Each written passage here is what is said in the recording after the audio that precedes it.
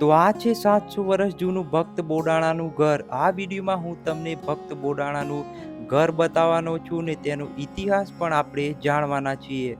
અને તમે આ જોઈ શકો છો, દ્વારિકાથી જે મૂર્તિ લાવ્યા હતા તે મૂર્તિ આ ગોમતી તળાવમાં આ જ જગ્યા પર છુપાવવામાં આવી હતી. તો વિડીયો તમે પૂરો જોજો. જય રણછોડરાય મિત્રો. ડાકોર ગુજરાતનું વિશ્વવિખ્યાત વૈષ્ણવ તીર્થ છે અને ભગવાન રણછોડરાયનું મંદિર આવેલું છે. તો મિત્રો, ડાકોર મંદિર ખેડા જિલ્લાના ઠાસરા તાલુકામાં આવેલું છે. અહીં ભગવાન રણછોડરાયજીની મૂર્તિ દ્વારિકાથી લાવવામાં આવી હતી. તેની પાછળ મિત્રો એક રસપ્રદ ઇતિહાસ પણ જોડાયેલો છે. તો ચાલો મિત્રો શરૂ કરી ડાકોરનો ઇતિહાસ. તો મિત્રો, પૌરાણિક કથા મુજબ દ્વાપર યુગમાં ડંક મુનિએ ડાકોરમાં આશ્રમ બનાવ્યો હતો. તે સમયે ત્યાં એક જંગલ હતું. ડંક મુનિએ તપસ્યા કરી અને મહાદેવજીને પ્રસન્ન કર્યા. મહાદેવજી ડંક મુનિને કહ્યું કે તેઓ પોતે ડંકેશ્વર મહાદેવ મંદિરમાં શિવલિંગ સ્વરૂપે રહેશે અને ભગવાન શ્રી કૃષ્ણ અહીં આવશે. આજે પણ અહીં ડંકેશ્વર મહાદેવજીનું મંદિર આવેલું છે. આમ ડંક મુનિએ મંદિરની બાજુમાં એક પાણીનો કુંડ પણ બનાવ્યો હતો. આ કુંડમાં પશુ પક્ષી પાણી પીવા આવતા હતા. એક વખત ભગવાન શ્રી કૃષ્ણ અને ભીમ ડંક મુનિના બનાવેલા આશ્રમ પાસેથી પસાર થતા હતા. ત્યારે ભીમને તરસ લાગતા ડંક મુનિએ બનાવેલા કુંડમાંથી પાણી પીધું અને વિચાર્યું કે જો આ કુંડ મોટો હોય તો કેટલા પશુ પક્ષીને પાણી સરળતાથી મળી રહે. તેથી ભીમે એક જ ગદાનો પ્રહાર કરી કુંડને 999 વીઘા વિશાળ કરી નાખ્યો, જે કુંડ આજે ગોમતીના કુંડ તરીકે ઓળખાય છે.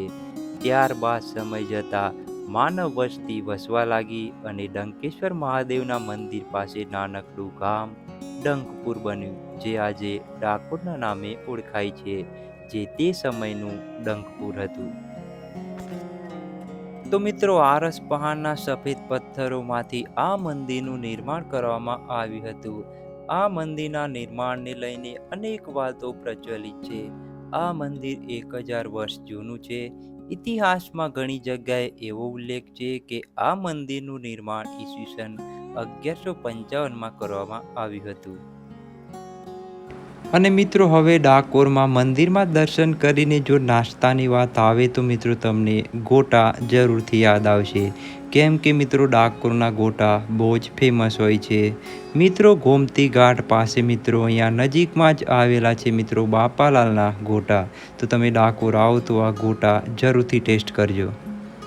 તો મિત્રો, હવે આપણે વાત કરીએ કે દ્વારિકાથી ડાકોર મૂર્તિની સ્થાપના મિત્રો કેવી રીતે કરવામાં આવી. તેની પાછળ પણ મિત્રો એક રોચક ઇતિહાસ જોડાયેલો છે.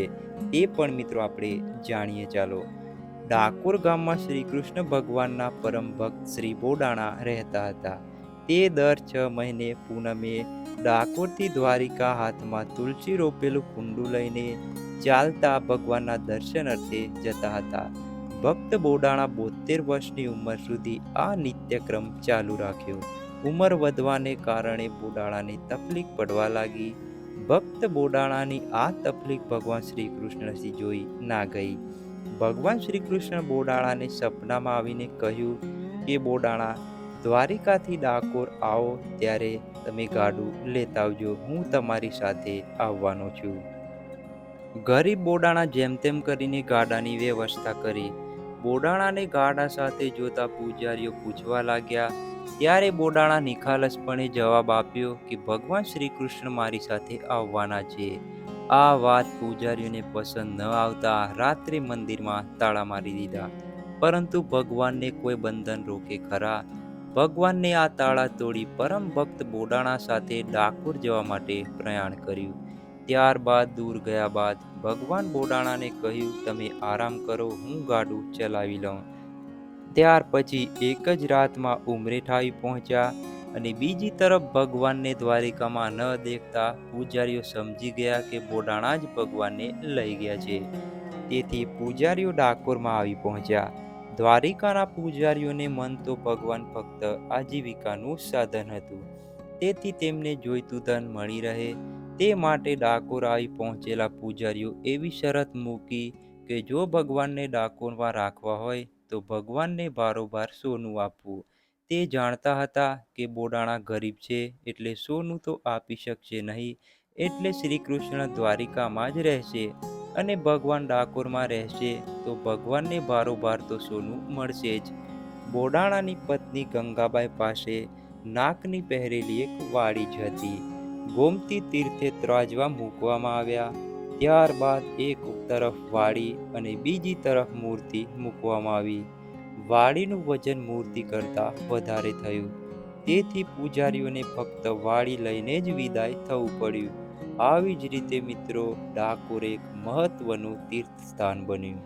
જય હો રણછોડરાયનો.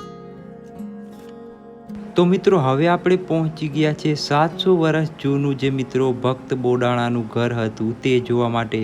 મિત્રો આ જગ્યા મંદિરથી લગભગ તમે 200 મીટર ચાલીને આવશો એટલે તમે પહોંચી જશો મિત્રો આ જગ્યા પર. તો તમે ડાકોર આવો તો મિત્રો આ ભક્ત બોડાણાનું ઘર જોવાનું ના ભૂલતા. તમે જુઓ મિત્રો તે સમયનું બાંધકામ.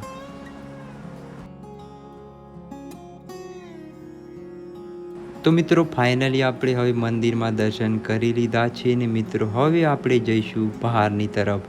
મિત્રો ડાકોરમાં ફાગણની પૂનમનો મિત્રો બહુ મોટો મેળો ભરાય છે અને મિત્રો અહીંયા લાખોની સંખ્યામાં ભક્તો દૂર દૂરથી પગપાળા જય રણછોડ માખણચોરના નારા સાથે મિત્રો ડાકોર દર્શન કરવા માટે મિત્રો આવતા હોય છે. અને મિત્રો ડાકોરના બજારની મિત્રો ખાસ વાત કરીએ તો મિત્રો અહીંયા ભજન મંડળીનો મિત્રો સંપૂર્ણ સામાન વ્યાજબી ભાવે મિત્રો તમને અહીંયા મળી જશે. તો મિત્રો અહીંયા ફક્ત તમને ભજન મંડળીનો સામાન નથી મળવાનો, અહીંયા મિત્રો તમને નાના બાળકોને રમતગમતના સાધનો, ઘરગથ્થુનો સંપૂર્ણ સામાન તમને અહીંયાથી મળી જશે અને સાથે સાથે પૂજા સામગ્રીનો સામાન પણ તમને અહીંયાથી મળી જશે. હવે મિત્રો આપણે પાર્કિંગની વાત નથી કરી, તો મિત્રો પાર્કિંગની વાત કરીએ તો મિત્રો અહીંયા 20 રૂપિયા મિત્રો તમને ટુ વ્હીલના થાય છે અને મિત્રો 4 વ્હીલના મિત્રો 50 રૂપિયા જેવું તમને મિત્રો અહીંયા પે પાર્કિંગમાં ચાર્જ થાય છે. તો મિત્રો તમે જોઈ શકો છો આ ભક્તો મિત્રો મંદિરમાં દર્શન કરીને હવે મિત્રો જઈ રહ્યા છે બહારની તરફ.